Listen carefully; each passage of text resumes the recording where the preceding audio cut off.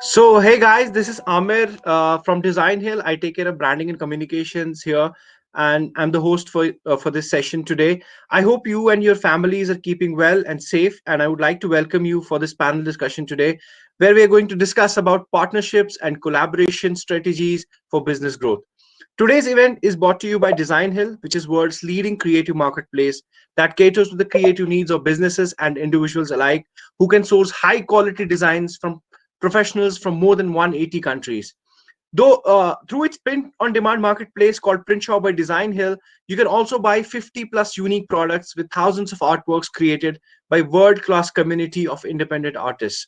So moving ahead, we have with us Tracy V. Allen, who has over 20 years of experience in the social enterprise and non-profit sector, both nationally and internationally.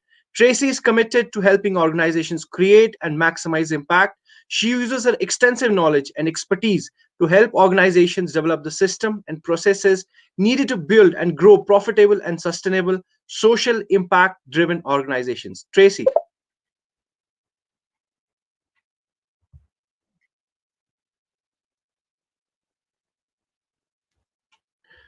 So also with us is Brian Jambor. He's having over a decade of partnership experience in creating scalable strategic partnerships as opposed to strategic dependency through one-to-one and one-to-many partnership strategies.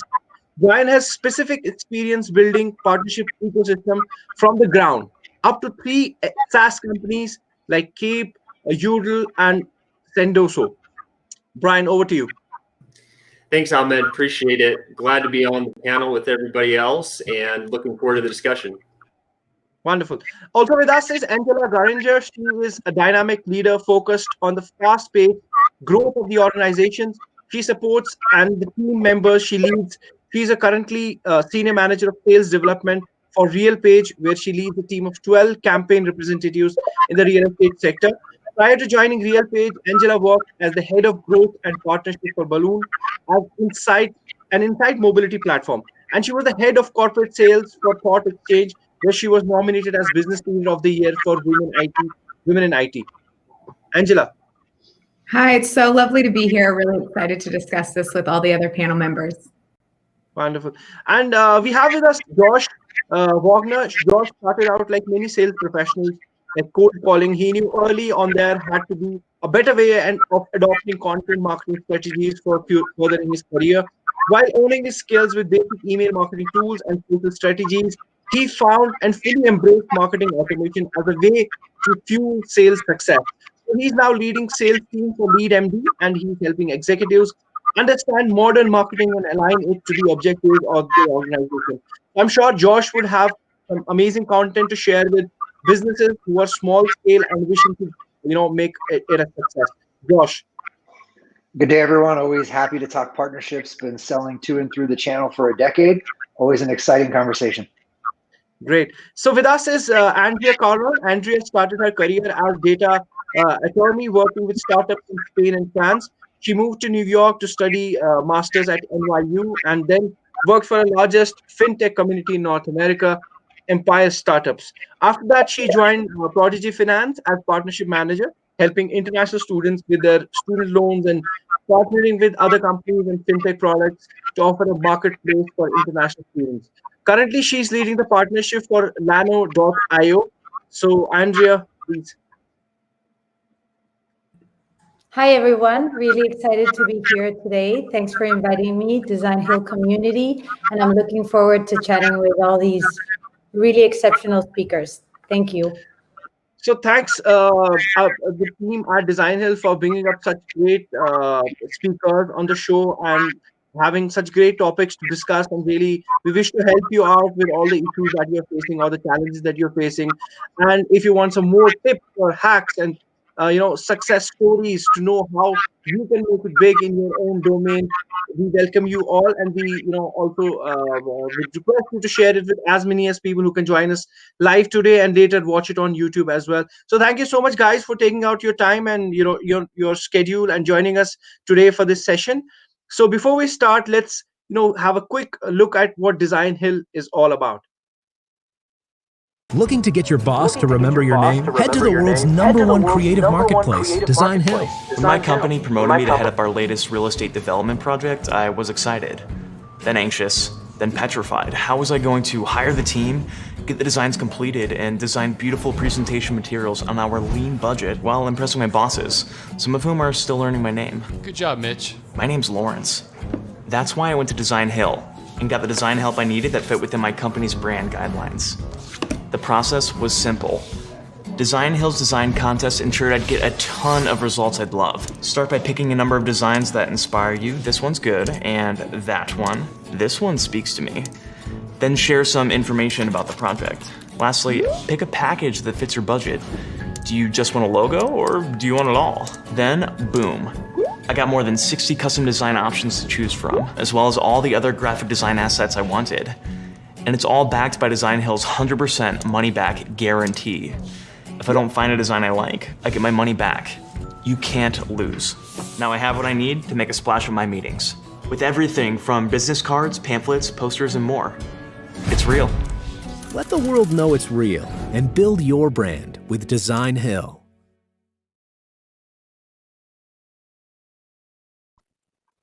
So guys, if you want to be like Lawrence, you want to be smart and have affordable solutions, come over to Designhill. We have some pretty amazing guys. We have like more than 160K artists and designers all across the world, like from more than 180 countries, who work on Designhill, and they do some amazing work for brands, for small scale businesses. They give them affordable solutions. They give it quickly, and you have a pool of talent to choose from. So we welcome you, Designhill, on any point of time. So let's start this session right away. You can take the screenshots of this event and tweet about it, and you'll have an opportunity to win a gift card worth $50 on Print Shop, where you can find some amazing creative products created by artists, where you can gift it to somebody or donate yourself. There are a lot of festival seasons coming up, so you'll be really needing some amazing merchandise there. And also along the session, you can ask us questions in the question section, where we'll take them up in the later part of the section. We'll ask the different speakers about it based on their expertise they have. And we'll certainly touch upon different issues and challenges, like I mentioned. But even if we find some unique questions which come up during the session or during the conversation, we are happy to take them. So let me start with first question first, just laying out the basics. Let me ask Josh this one. Josh, why partnership? I mean, if a business is doing well in its own domain and it's investing time and getting better at its own job it's doing, connecting with the target audience, why should it consider partnering with people within the industry and outside the industry for the scalability or reaching out to more audience? Yeah, when I think about partnerships, I think about it mostly through the lens as a growth lever. So oftentimes your business is focused on one specific area, but there are complementary products or services that can help either create new business opportunities for you or make your customers stickier. And I think that's one of the things when you think about growing a channel or a partner program, what pieces of the life cycle are you trying to influence? Because oftentimes when I see, especially in B2B SaaS, they are so focused on net new acquisition that they miss lots of opportunities across the partner life cycle. There is renewal and retention, there is professional services, there is additional technologies that you can add on. There's just so many different things that you can look at across your customer life cycle to make partnerships impactful, that a lot of times we get so blinded by net new acquisition that it really forced what could be great partnership opportunities. Wonderful. Josh, you touched a very important topic of customer life cycle and the company being in certain stage of a development and having that customer life cycle. So I want to take this question to Angela and ask that the companies which are starting up, which are in the basic of its initial growth, how do they find the right partners to align with, and which they can leverage, and the partners can also leverage their existing domain and the strength where they can grow mutually? Yeah, I think for us, we really just, it really depends. With the different startups that I've worked with, we've really reached out in not just our networks, but also who have you looked into with either the accelerators that you've been a part of, in your networks, but also who do you know with the founders, right? And the founders, who are they partnered with, but who do they know in regards to the venture capitalists that they also know? So that's really been helpful for us in building the partnerships. That's been really helpful for us in deciding who it makes the most sense for us to start reaching out to. Where is their alignment? What makes the most sense for us to start there? And then finding even some really good partnerships and alignment synergies, sometimes even with your competitors. I think that really starts to help to see where you can start to identify synergies among those things. That's a really good place to start. Wonderful. So, Angela, that very much makes sense. But I want to ask Tracy the same question, that while starting out, what should be the first step that a small business should take to look for a perfect partnership? What is there, some sort of a checklist or the things that he should consider before taking on a partner? Because I think it's a very crucial stage to partner with somebody when you're just starting out. You don't want to send out the wrong signals with partnering with somebody else. So, Tracy, what's your take on that? Just a second. I think Tracy, your mic is muted. Let me unmute you. Sorry. I'm sorry. Please say again. One of the things I like to tell my clients is to look at the company's mission and values. Mission and values should align with what you have. You don't want to go to a company that has completely different values and missions from yours. It has to be in alignment. And then another thing you want to look at is that company's finances. Is that company fiscally responsible with their monies? Because if you're going into a partnership, a lot of the times partnerships come in and you have monies involved. If they're not good with handling their money, why would you want to partner with them? So looking at the mission, looking at their values, making sure that those align, and then looking at how that company handles their finances, I think is where you need to start. Wonderful. Andrea, I have my colleague at office, and she receives a lot of partnership mails every day, and she goes through them and she picks up which one which one is the right to take on and how to discuss further those partnerships. I'm sure you also approach a lot of partners every day and now and then through email communication, and you also receive a lot of such mails. So what is that communication that cuts through when you send out to partners and really it starts the communication going, and without your mails just being ignored?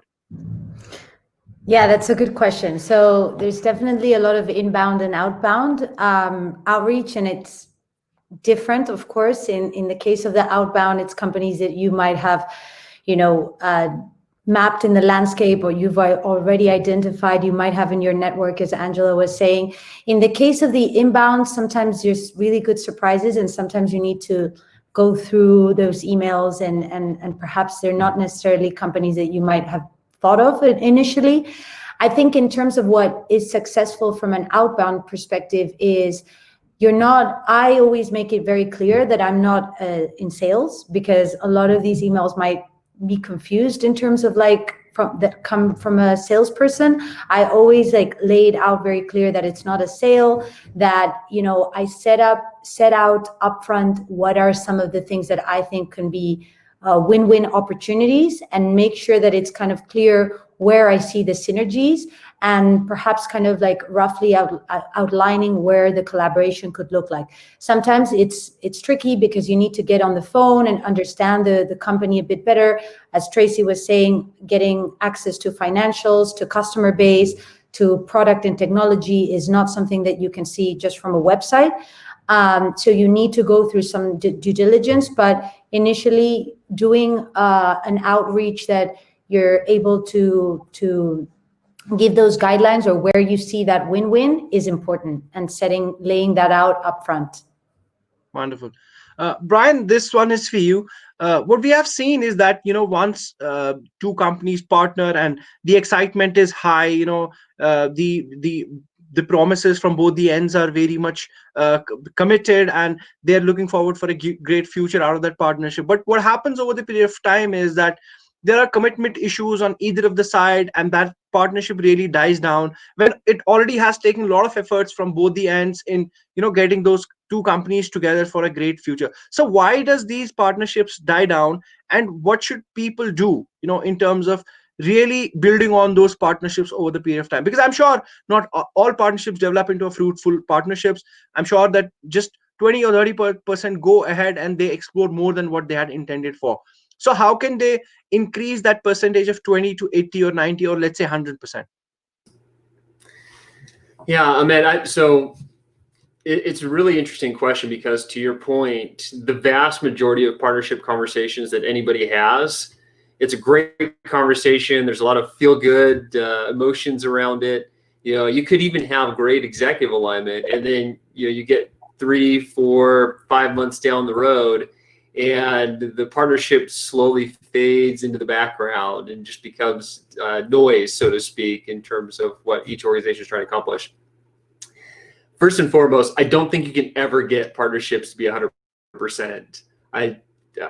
There is a very classic Pareto principle with partnerships where 80% of the success comes from 20% of the conversations that you have. And so that's just exactly how partnership dynamics work.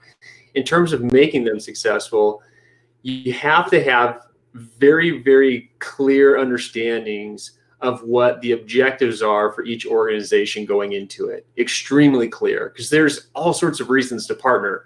There's revenue, which is usually the number one reason why most companies partner, but not the number one reason why they want to partner, or the number one value that they can bring to their market of customers.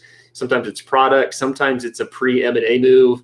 There's just lots of different reasons. So you have to get really clear on the reasoning, and then you have to get executive alignment with both organizations.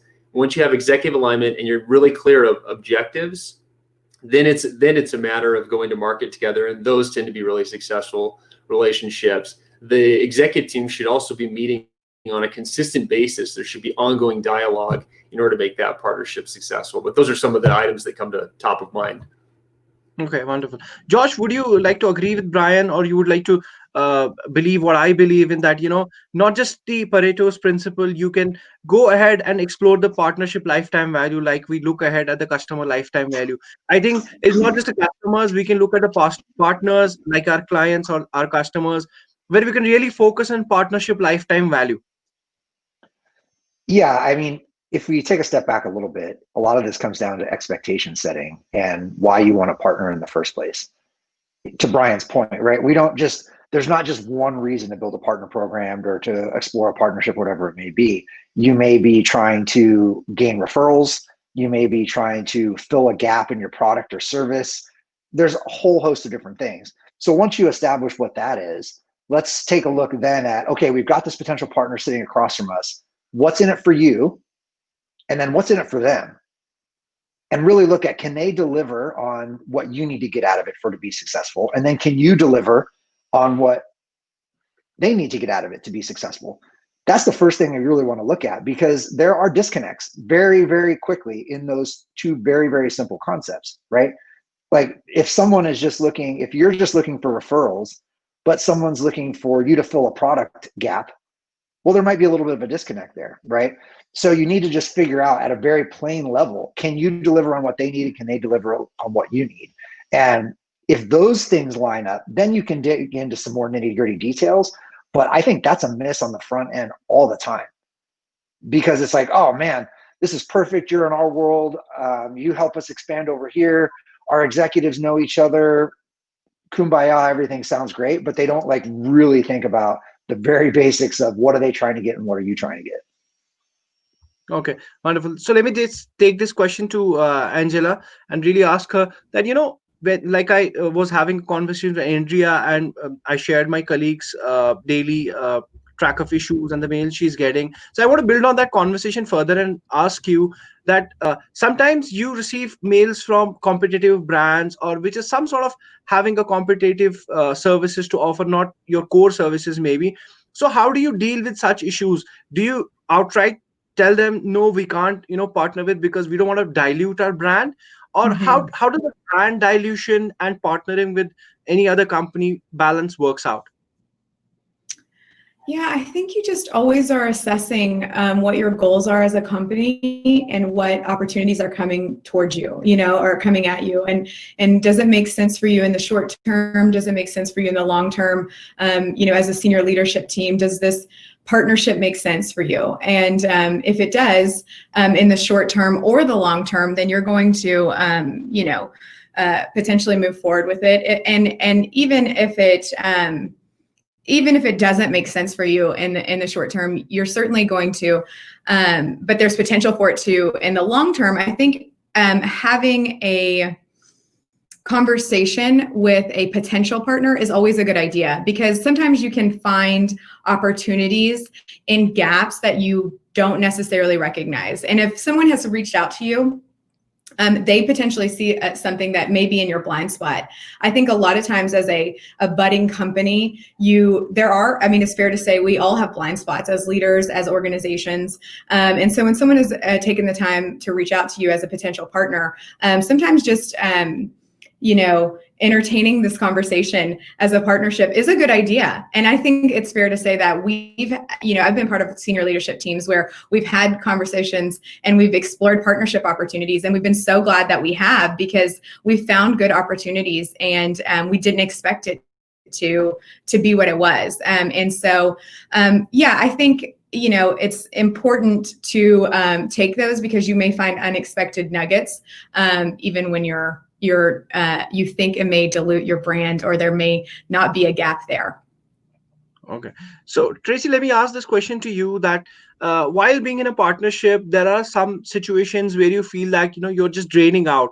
The partnership is not being fruitful to you, while on the other side of the table, it's being really helpful, and the partner is not too committed towards your growth and development. So how do you get into those conversations and take control of the situation and get back to where you had intended to move? Okay, fortunately, I can answer this question because I've been in a lot of those partnerships. The one main thing is to go back to square one. Go back to the table and start talking about what it is initially we forged this partnership for. What are the roles and responsibilities of each person in the partnership? And are those roles and responsibilities being fulfilled? If they're not, then you need to restructure to figure out how each person in the partnership is going to get out of the partnership what they want and they need.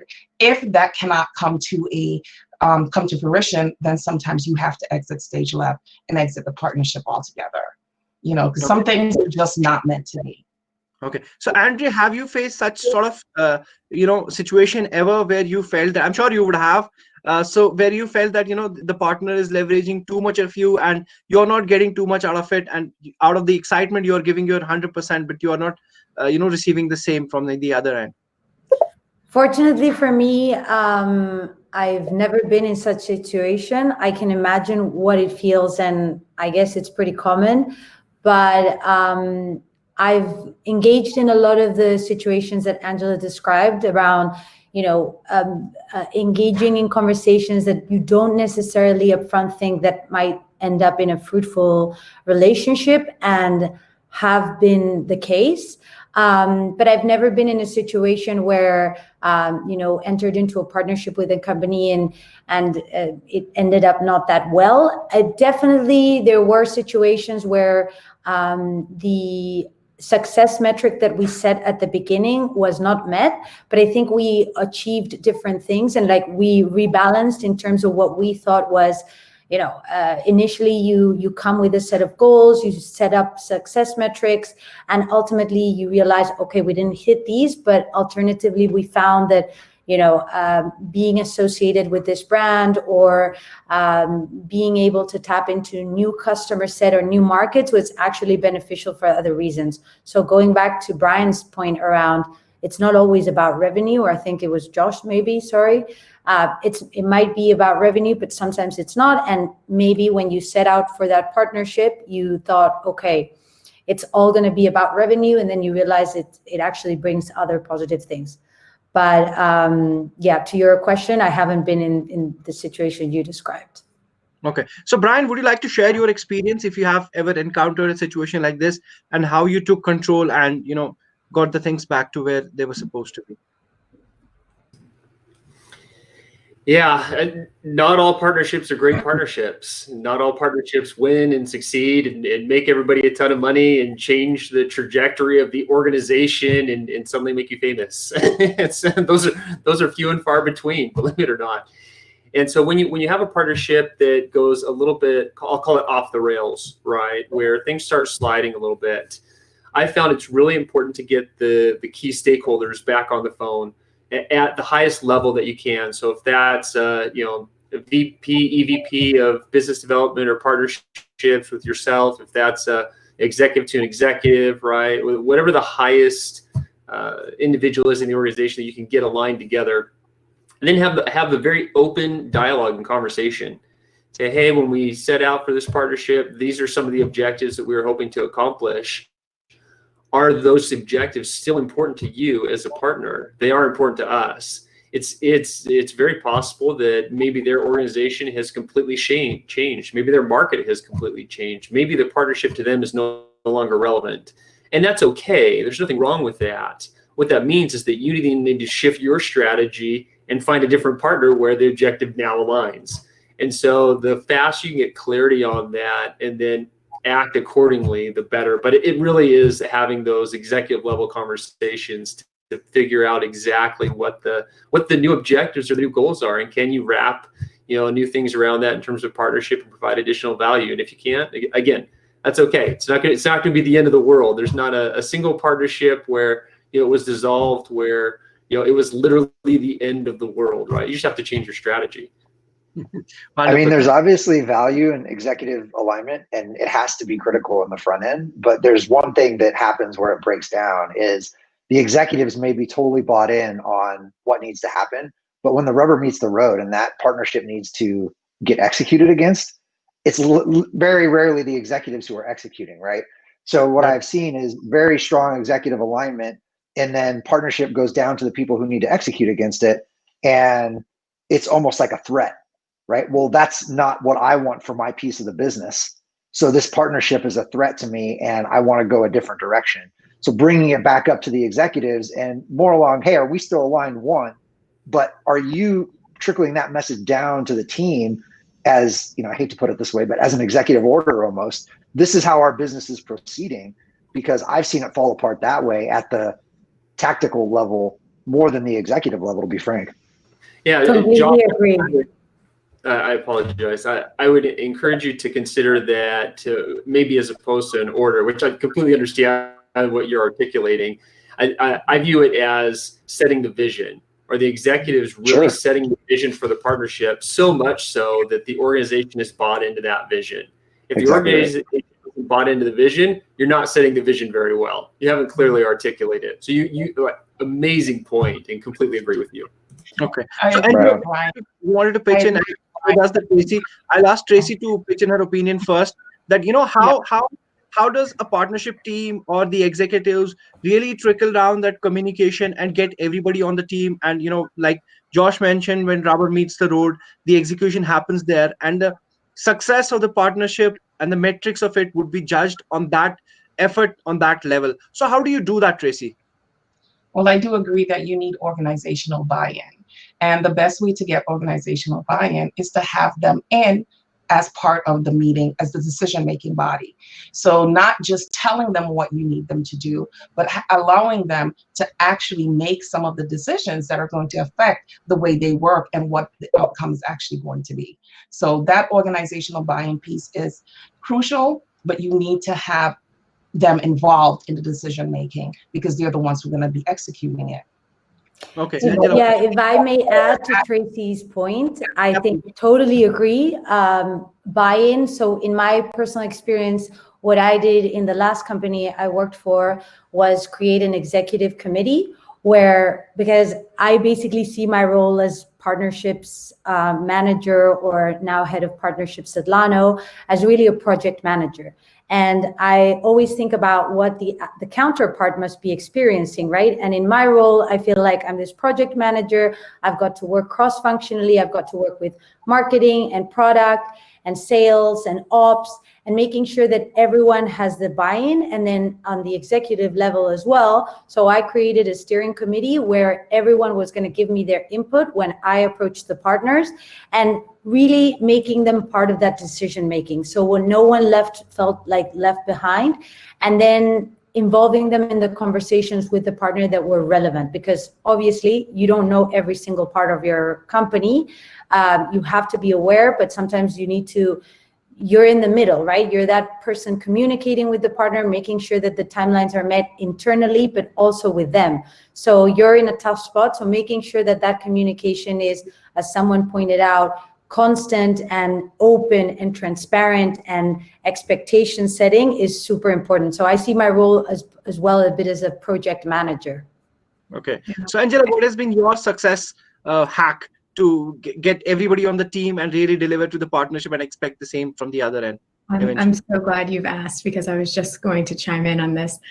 I don't know if you guys are familiar with Molly Graham. I actually have this pulled up because I was just going to just send it to my team today. I've used this as like kind of in my back pocket, but she's the COO of productivity at Quip.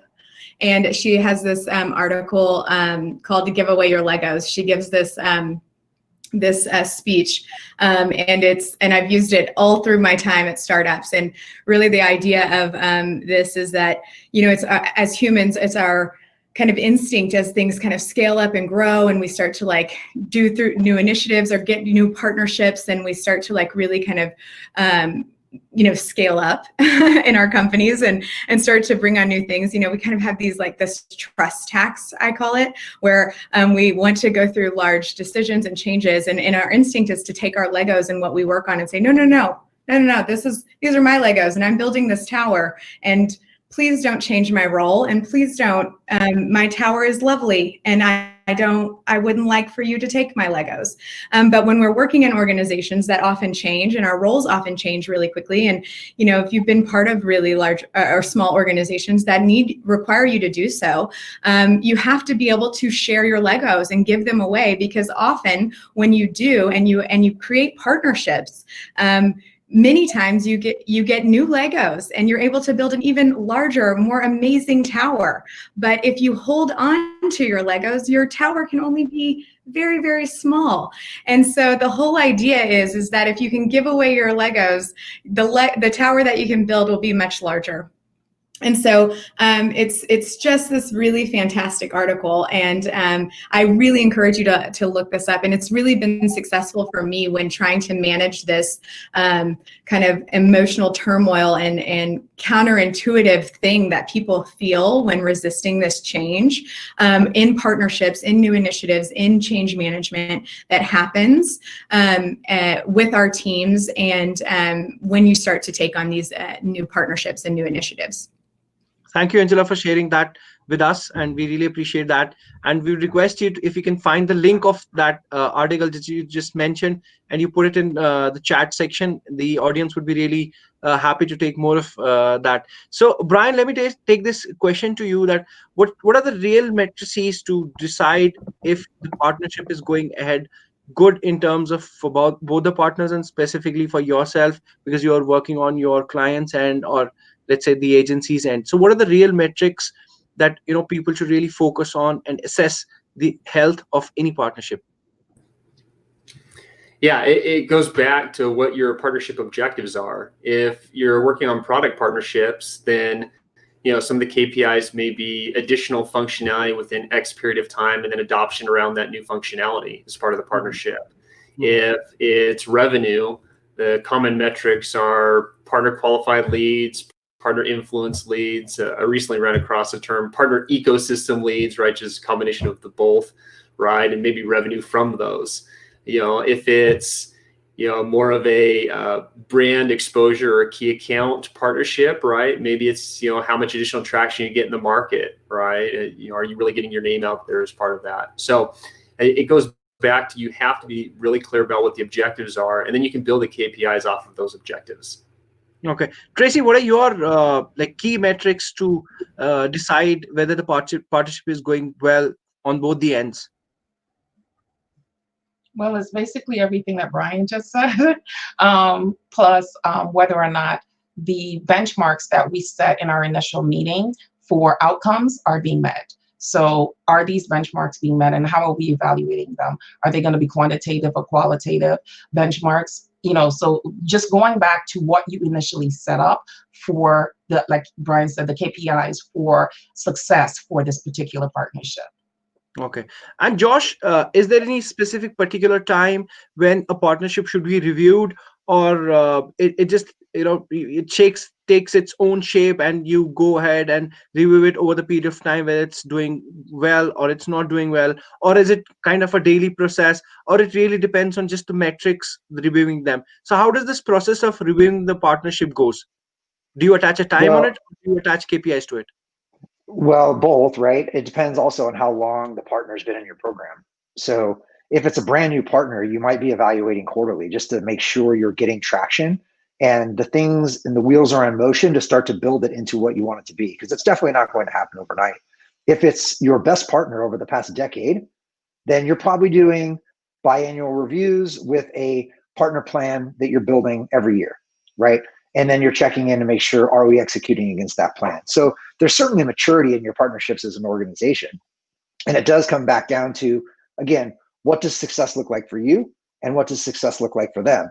And I can tell you just from my own partnerships, our metrics of success are very different, right? Mine is, and this is good for smaller agencies and folks out there who have this type of business. Like typically success for you is, can I bill more services, right?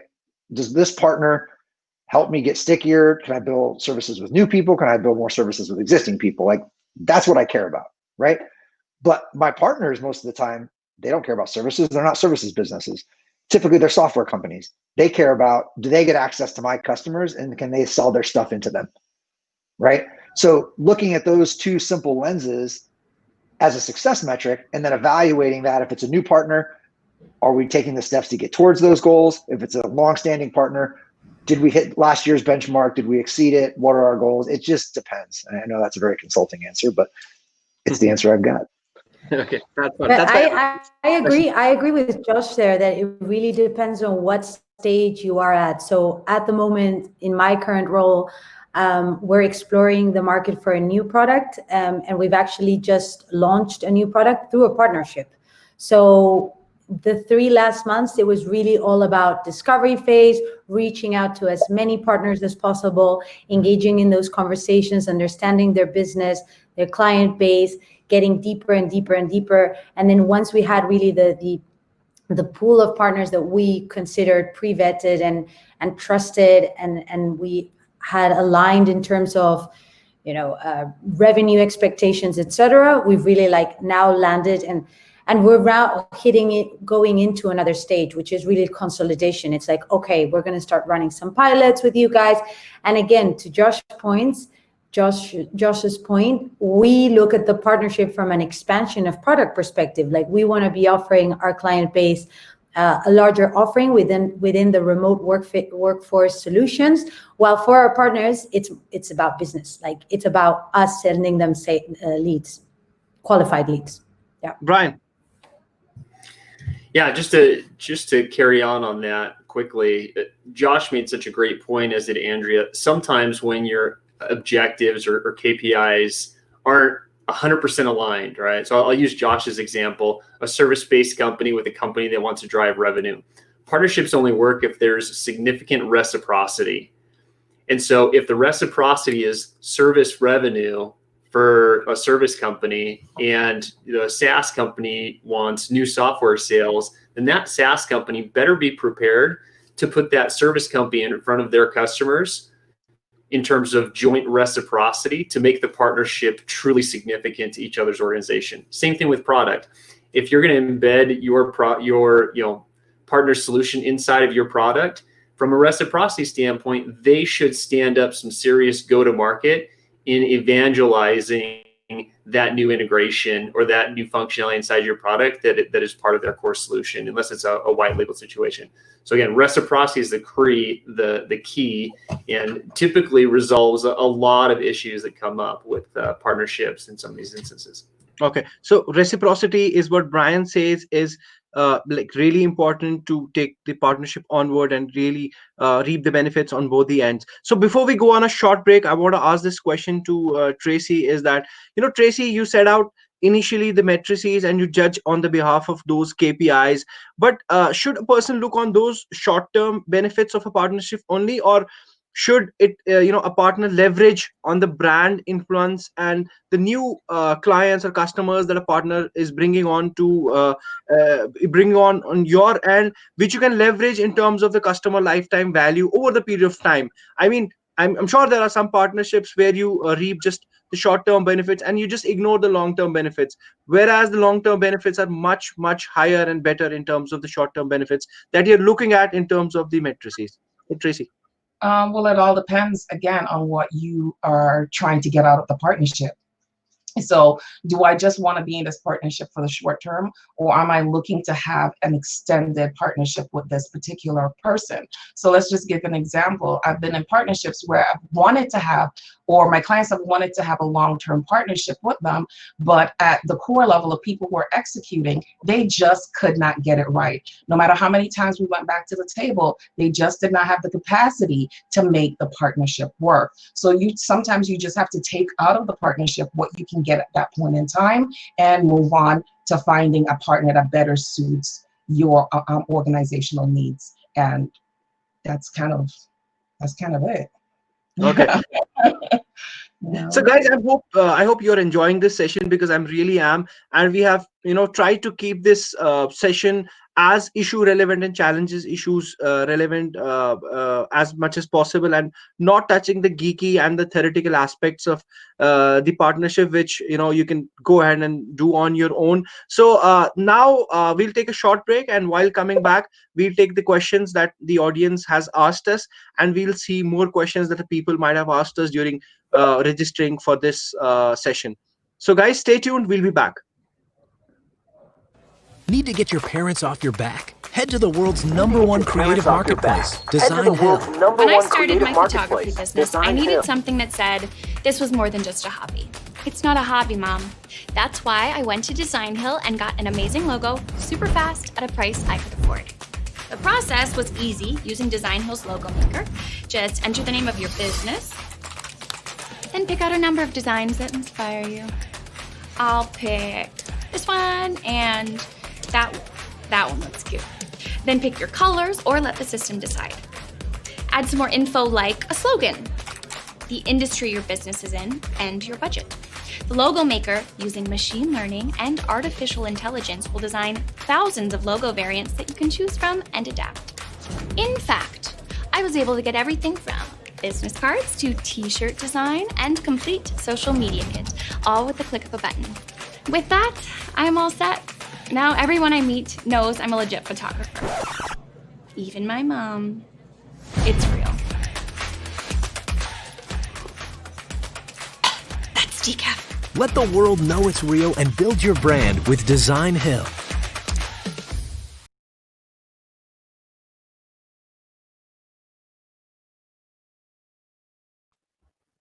So Angela, we have a question for you from Nidhi, and she's asking how to politely turn down a possible partnership while keeping the loop open for future. I've touched this topic a bit with Andrea initially, but I'd really like to have your opinion on this.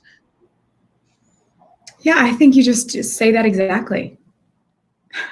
I mean, I think that that may seem simplistic, but I think that in my experience that I've done just that. I have, just said that the partnership, moving forward with the partnership doesn't make the most sense for us as an organization right now, but it could make sense for us in the future. And we'd love to keep the door open for that possibility. And usually that's received well. I've never had an experience where it wasn't. I haven't found that to be, I haven't found it to be more complicated than that, honestly. Okay. Tracy, would you like to add your opinion on that? I agree with what Angela just said.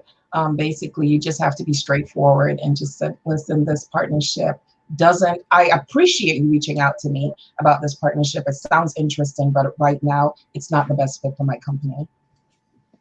Okay, great. Josh, I think if you want to put a little bit of why behind that, just for Certainly. the sake of why.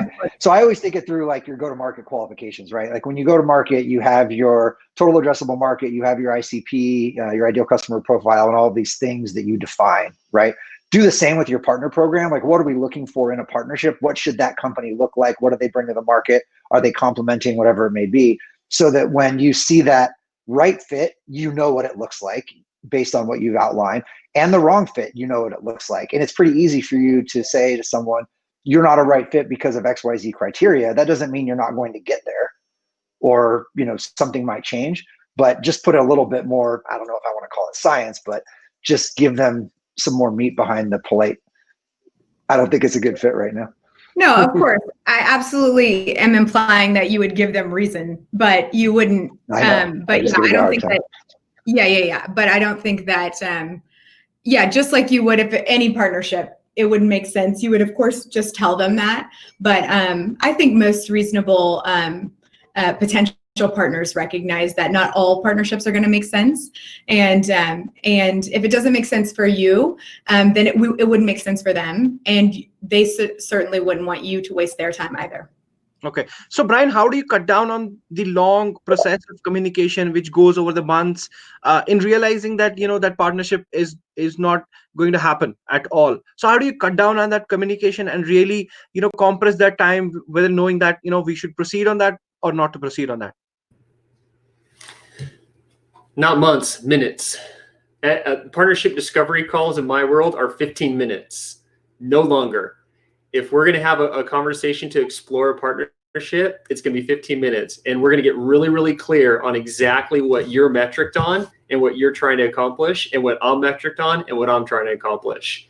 And if those things align, awesome. We can schedule another 30, 45 minutes to dive deep on where we think the real mutual value is, and what we think we can get in terms of organizational buy-in and go-to-market strategy and all the fun things that are partnerships. But up front, as a 15-minute conversation, I had one of them yesterday, actually. Great individual, phenomenal product, not the right fit for us in terms of partnership. And I was extremely clear. I said, hey, you know what? I think this sounds great. Here's really what we're looking for. Here's what we're trying to accomplish. If you did X, Y, and Z in your business, you could partner with maybe ABC company who we're already partnered with and use them as a distribution channel. And that may be a way for us to do some business together. So I know there's some culture, coaching or consulting in there as part of it. But those conversations should be really short and candidly really transparent in terms of what everybody's trying to accomplish. Yeses are great. No's are equally great. Maybes will kill you. You got to get past the maybes. Absolutely. So Brian has a 15-minute rule. What is your take on this, Andrea? How do you go about it?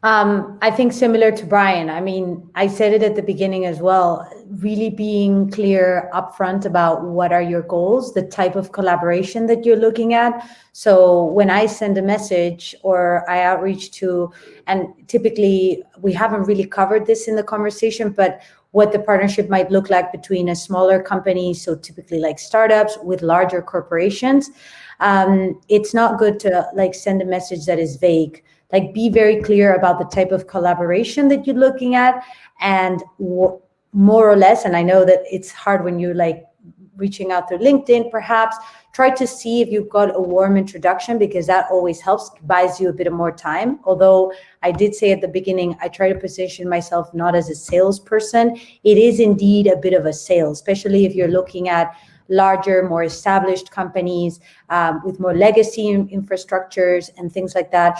But however, I think in the last years, some industries have proven to have tons of partnerships. For instance, in the fintech industry, we're looking at so many banks that are looking at the fintechs for, to solve them and give them flexibility around some features. So I think we're going towards more exploding industry of partnerships. And I think even in the position where I'm at right now, where 5-6 years ago, you didn't see so many early stage startups with people putting resources into partnerships.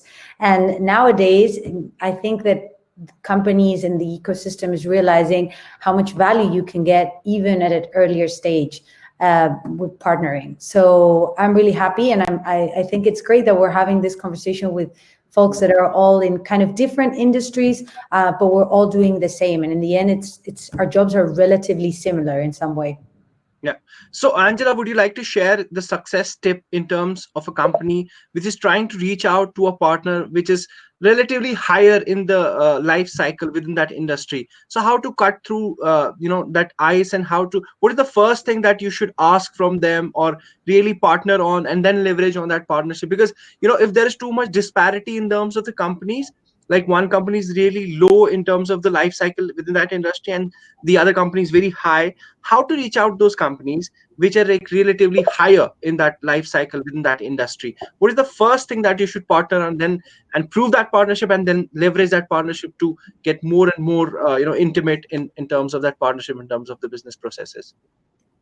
Yeah, I think the thing that I mentioned earlier, the thing that coming from the startup space that has always been really, really, really successful, and the thing that we've really relied on is just through our personal and venture capitalist network, because it is so hard to break through when you are a very new company and you're very much starting out without some kind of connection. We really had to lean on investors and people that we knew in our networks, through our founders, through people on our senior leadership team, because without those personal connections, it's just really difficult to create partnerships.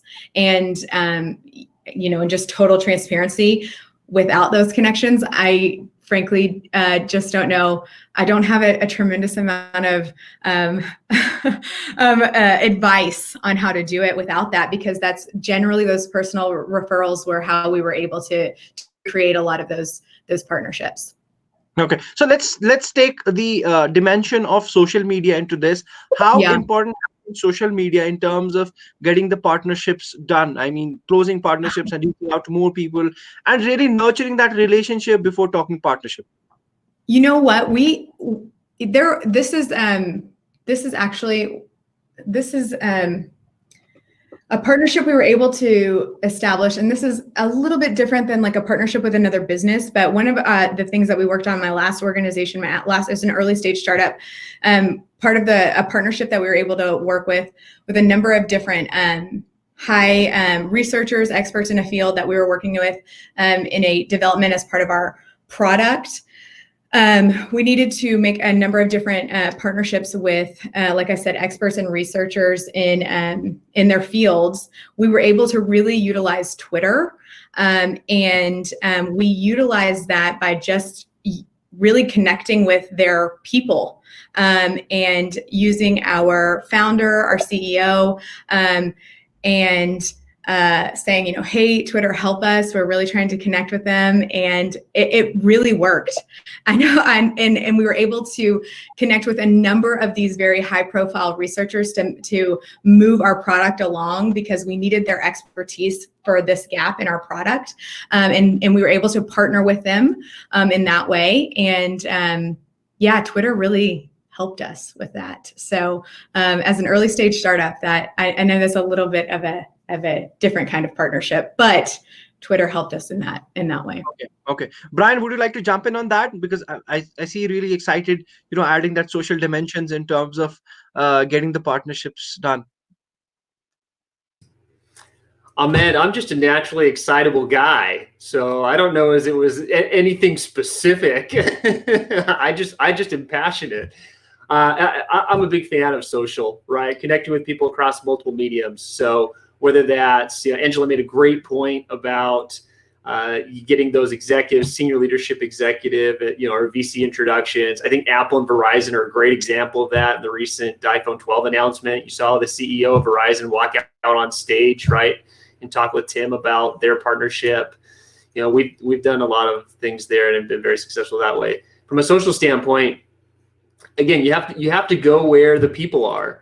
And so if you find your audience is on Twitter, go to Twitter. I've seen success there. If you find your audience is on LinkedIn, do that. If your audience is on TikTok, make a TikTok, right? So you just have to go where the people are and then make that personal one-to-one connection and show people that you're human. And I think sometimes it gets a little lost in translation. We just start working through business partnerships. When you see somebody's kids in the background of a Zoom call, do you roll your eyes? You say, "Oh, you've got kids. Great. How old are they?" Right? So we're all people at the end of the day. And so again, go where the people are, and then make yourself personable. Okay, wonderful. So, guys, this brings us to the end of this wonderful session with Andrea, Angela, Brian, Josh, and Tracy. I hope you loved this session. It took some really important takeaways from here, which you could really, imbibe in your businesses and really help yourselves with those challenges and really grow. So this was indeed a value packed session with all of you guys. Although there is a lot more that we could have discussed and touched upon, but unfortunately, we are limited by time. And I hope you guys loved this session. And once again, I would like to thank our guest speakers for taking out time to be part of this event. So, guys, this is not where it ends. Our next event is on LinkedIn advertising, how to get qualified leads for your businesses, for which a lot of people have requested us to discuss on this topic. So, please tune in to our Design Hill channel and our event page to sign up for that event. I'm dropping the link of the registration in the chat section where you can go ahead and register yourselves. And you can also suggest us topics which you really want to know about and hear about and address your challenges. You can come to our LinkedIn page, which I'm dropping a link in the chat section. You can suggest us topics or the speakers you want to onboard us and you want to hear from. Also, to watch this entire session for the people who might have joined us late or who want to watch it later at ease on their peaceful time, they can go on our official YouTube channel and they can watch this entire session. We'll upload it in a couple of days and we'll send you a notification of it, and you can go ahead and watch it there. So thank you so much, guys, for joining in today, for the audience and as well as the speakers. So guys, I would like to take you individually and really ask you to share your social handles where people can follow you for such wonderful advices and really cutting edge new hacks and tricks which they can utilize and help in their own business domains. Andrea, please go ahead first. Yeah, I'll do that. So I'm just putting it right now on the LinkedIn. I've just shared my LinkedIn, but for everyone, it's Andrea Carlon. And I think you all should have received it. So Andrea is most active on LinkedIn. So where do we find you, Angela, after the session? Yeah, LinkedIn is the best place to find me. I'm going to share it now. Wonderful. So guys, we are going to put these links in our YouTube description section as well once this video is uploaded, so you can follow these amazing guys there and you can stay tuned with them and follow more such advices since we are limited on time here. Tracy, where do we find you?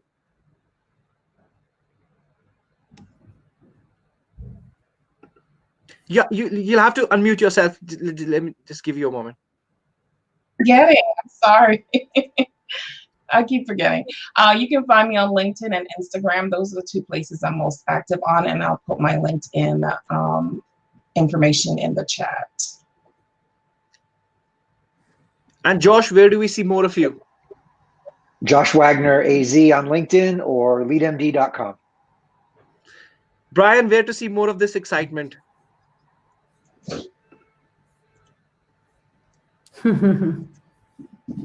There you go. I just shared it. You can check me out on LinkedIn, or if you want to email me, I'm always happy to have a quick 15-minute conversation with plenty of excitement guaranteed. Not more than 15 minutes. You've got your Calendly marked. That's right. 15 minutes. 15 minutes. At least the first call. If it's a really good call, then there's another 45-minute call that can follow. Right. So there's your challenge. Can I also add one thing to our Designhill community? I imagine there's a lot of freelancers there. So if anyone's interested, lano.io, we are a freelancer software management tool. So really made for collaboration between companies and freelancers. So sorry for the shameful shout out, but I figure it's the right audience. So I'm going to be very fair with everybody else. So Angela, would you like to have to say in terms of a one-liner pitch to the audience that's present here or people who are going to watch it later on the YouTube? Oh gosh, yeah. So RealPage is a property management. We sell property management software. So if you own real estate, make sure you get in touch with me because I can help you with your NOI.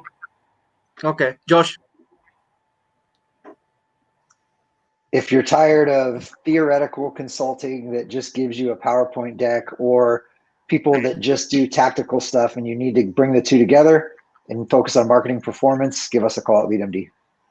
Tracy.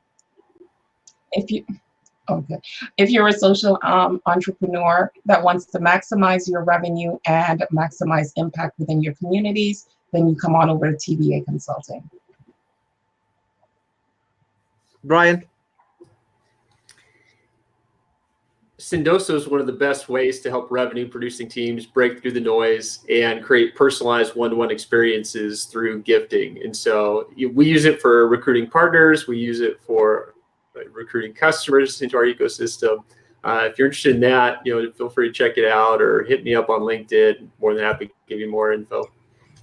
So since I'm going to be very fair here, so I do believe that I will also have a chance to give a shout out to our recently developed design it yourself tool called Designhill Studio. So all of you professionals can go ahead.